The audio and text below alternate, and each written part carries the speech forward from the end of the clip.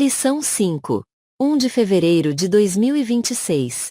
Título da lição: O Deus Filho. Introdução. Ratificamos que a Trindade nos revela um só Deus em três pessoas: Pai, Filho e Espírito Santo. O episódio da Transfiguração, Mateus 17, 1-8, é um dos momentos marcantes da revelação da glória do Deus Filho. Nele, Jesus, a segunda pessoa da Trindade, é exaltado diante de testemunhas oculares, com a aprovação explícita do Pai. Ele não é um personagem entre outros, mas o Deus encarnado. Esta lição nos conduz a contemplar a divindade, a centralidade e a missão redentora do Deus Filho. Primeiro tópico: a divindade do Filho. Ponto 1. A concepção virginal de Jesus. A concepção do Senhor Jesus foi um ato miraculoso. Sobre isso, o anjo Gabriel explicou à Virgem: Descerá sobre ti o Espírito Santo, e a virtude do Altíssimo te cobrirá com a sua sombra. Lucas 1, 35 parte A. O texto afirma que Jesus seria concebido pela ação do Espírito Santo e pela sombra do poder de Deus. A expressão sombra, do grego, episkiais, refere-se à presença divina. Êxodo 40, 35. Assim, o Espírito Santo está vinculado à sombra da virtude, do grego, dinamis, ou seja, ao poder de Deus. Isso indica que a presença poderosa de Deus repousou sobre Maria, de modo que o menino concebido pelo Espírito Santo seria chamado de Filho de Deus. Lucas 1, 35 parte B. Dessa maneira, observa-se, nesse evento, a manifestação da Trindade: o Pai, o Filho de Deus e o Espírito Santo. Ponto 2. A deidade absoluta do Filho. O Senhor Jesus Cristo é, desde a eternidade, o único Filho de Deus e possui a mesma essência e substância, do grego, homoousios, do Pai. João 10, 30 e 14, 9. Antes de nascer em Belém, o Filho já existia eternamente com o Pai. No princípio, era o Verbo, e o Verbo estava com Deus, e o Verbo era Deus. João 1, 1. Ele é a segunda pessoa da Trindade e foi enviado pelo Pai ao mundo. 1 João 4, 9. Ele se fez carne, sem deixar de ser Deus, possuindo duas naturezas, a divina e a humana, unidas numa única pessoa. João 1, 14, Filipenses 2, 6-11. Essa união das duas naturezas é sem confusão, sem mudança, sem divisão e sem separação. Concílio de Calcedonia, 451 d.C. Ele é verdadeiro Deus e verdadeiro homem. Romanos 1, 13-4, Romanos 9, 5. Sendo Deus e homem, Jesus é o único mediador entre Deus e a humanidade.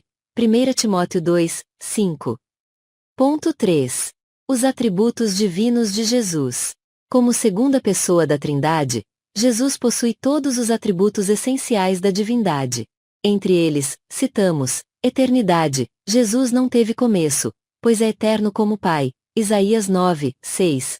Imutabilidade, Cristo, sendo Deus, não muda em seu ser ou caráter. Hebreus 1, 12. Onipresença. Jesus declarou sua presença universal. Mateus 18, 20. Onisciência. Jesus conhece todas as coisas, inclusive nossos pensamentos. João 21, 17. Onipotência. Nada é impossível para ele. Apocalipse 1, 8. Em suma, Jesus Cristo manifesta em si mesmo todos os atributos que pertencem exclusivamente a Deus. Isso demonstra de forma incontestável sua plena divindade. Crer em Jesus como Deus é vital para a fé cristã. Negar qualquer um desses atributos é negar a essência do Evangelho. João 20, 31. Segundo tópico: a centralidade do Deus Filho. Ponto 1. A glória sobrenatural de Jesus. Pedro, Tiago e João acompanharam Jesus até um alto monte. Mateus 17, 1. Neste local, Jesus transfigurou-se diante deles, e o seu rosto resplandeceu como o sol, e as suas vestes se tornaram brancas como a luz. Mateus 17, 2. O verbo transfigurar é tradução do grego metamorfó, do qual se originou o vocábulo metamorfose, transformação, mudança. Na ocasião, Jesus revelou temporariamente a glória da sua natureza divina, com aparência resplandecente. Um prólogo escatológico, um vislumbre do Cristo pós-ressurreto e glorificado. Apocalipse 1, 6. Uma confirmação da união das duas naturezas de Cristo. humana e divina, duas naturezas em uma só pessoa. João 1, 14. Aqui, a divindade de Jesus foi revelada. Uma manifestação visível da glória de Deus no Filho encarnado. Filipenses 2, 6-9. Ponto 2. O testemunho da lei e dos profetas.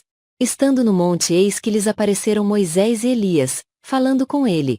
Mateus 17, 3. A aparição de Moisés e Elias não foi um contato com os mortos. Marcos 12, 27.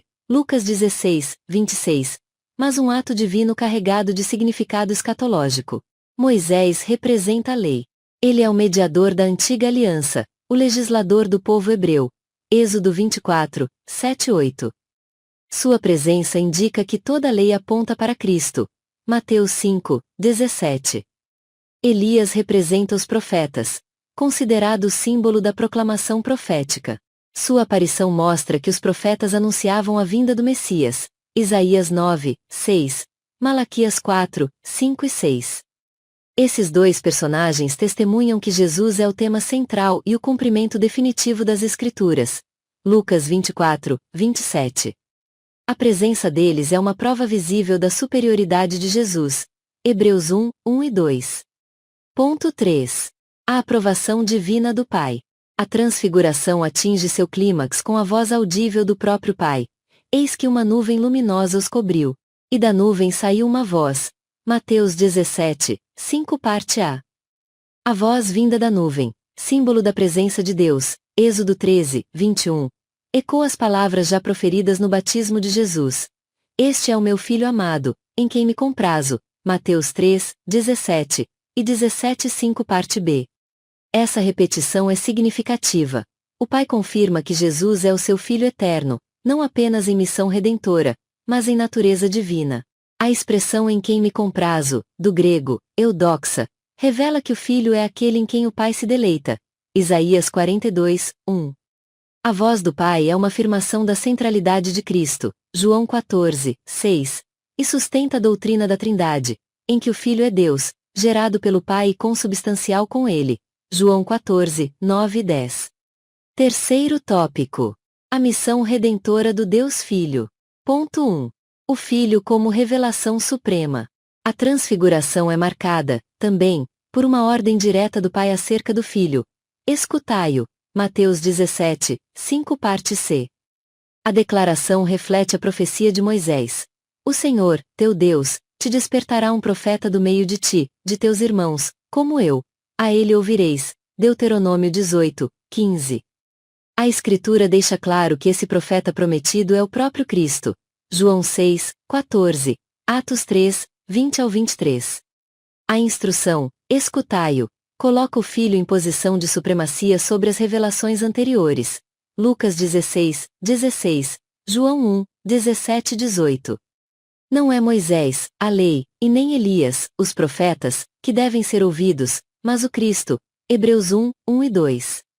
Esse evento sinaliza a transição entre a antiga e a nova aliança, centrada na pessoa do Filho. Colossenses 2, 17, Hebreus 10, 1. Logo, negar a Cristo, ignorá-lo ou relativizar sua voz é rejeitar a autoridade de Deus. 1 João 5, 12. Ponto 2. A exclusividade de Cristo na redenção.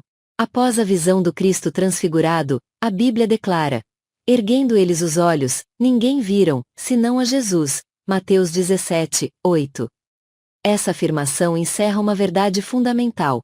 Cristo é absolutamente único e exclusivo na obra da redenção. A presença de Moisés e Elias cessou. Restou apenas Cristo. Ele é o cumprimento da lei e dos profetas. Mateus 5, 17. Toda a Escritura aponta para ele. Lucas 24, 27. Cristo não é meramente um profeta. Ele é o Deus revelado. João 14, 9. O resplendor da glória divina. Hebreus 1, 3. Ele é o único mediador entre Deus e os homens. Atos 4, 12. 1 Timóteo 2, 5. Seu sacrifício é plenamente suficiente para reconciliar o pecador com Deus. Colossenses 1, 20-22. Diante de sua majestade, toda figura da antiga aliança se desfaz. Somente Jesus permanece. Ponto 3. O aprendizado pela experiência. A revelação da glória do Cristo ressurreto foi também um evento pedagógico para os discípulos. A experiência os fortaleceu para o futuro sofrimento de Jesus. Mais tarde, Pedro reconheceu o episódio como evidência incontestável da majestade de Jesus.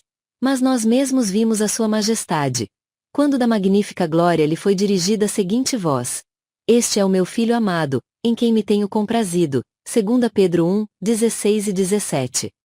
A transfiguração, portanto, é o vislumbre do reino, prenúncio da ressurreição, antecipação da vitória final de Cristo, e o anúncio de seu triunfo escatológico sobre a morte e todo domínio. Hebreus 1, 8 ao 12, Filipenses 2, 9 ao 11. Diante dessa glória, somos chamados a contemplar e adorar a Cristo com fé e esperança. Hebreus 12, 2. Conclusão. A doutrina do Deus Filho nos conduz à centralidade de Cristo na fé cristã. Sua divindade, glória e missão redentora revelam o coração do Pai e o agir do Espírito. Ele é o Verbo eterno feito carne, o único que pode reconciliar o homem com Deus. Por isso, devemos reconhecê-lo como Senhor absoluto, prostrar-nos em adoração, ouvi-lo e segui-lo em obediência, reverência e gratidão.